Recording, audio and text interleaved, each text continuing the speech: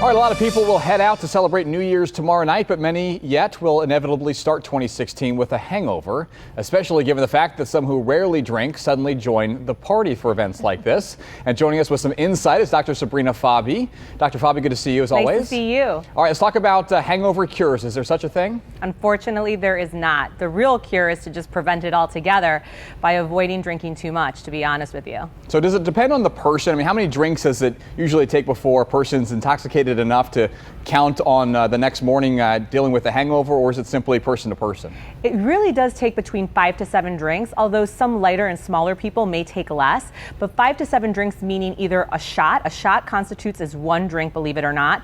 5 ounces of wine or 12 ounces of beer. Those all constitute as a single drink. Okay, there may not be an actual cure for a hangover, but if for those who do overdo it tomorrow night, what's the first thing they should do come Friday morning? Hydrate. You should actually try to hydrate before you even get into bed, or ideally drinking a glass of water between every alcohol drink that you take would be ideal, because alcohol is a diuretic, and so you're basically your kidneys no longer can absorb water and you're flushing out all these electrolytes, and that's what makes you feel bad.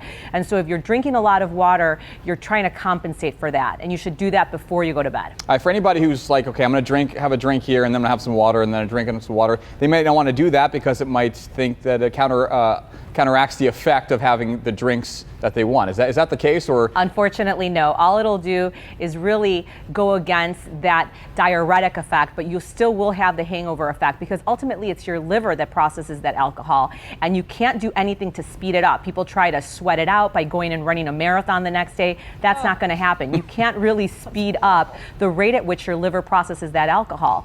And so all that drinking water is going to do is make you feel a little bit better, but it's going to still be processing all throughout the day. Does the drinking of water counteract the effects of the buzz that they might be after?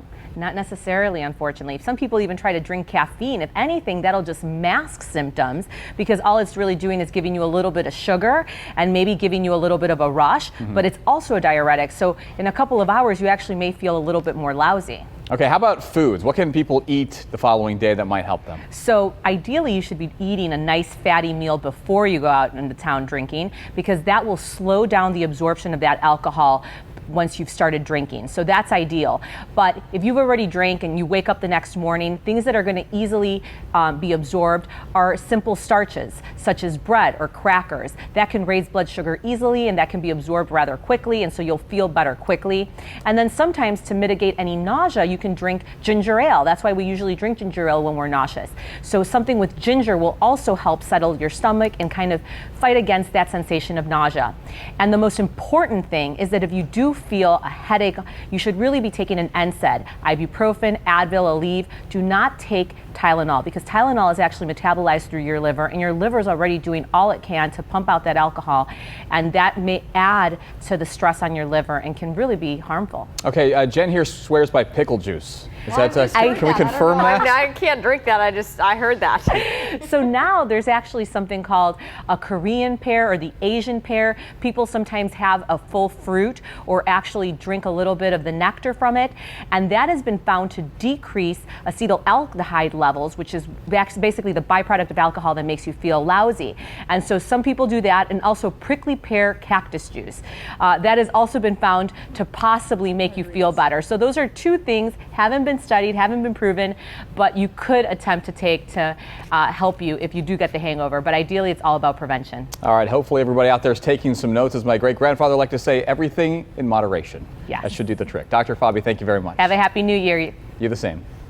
All right, straight.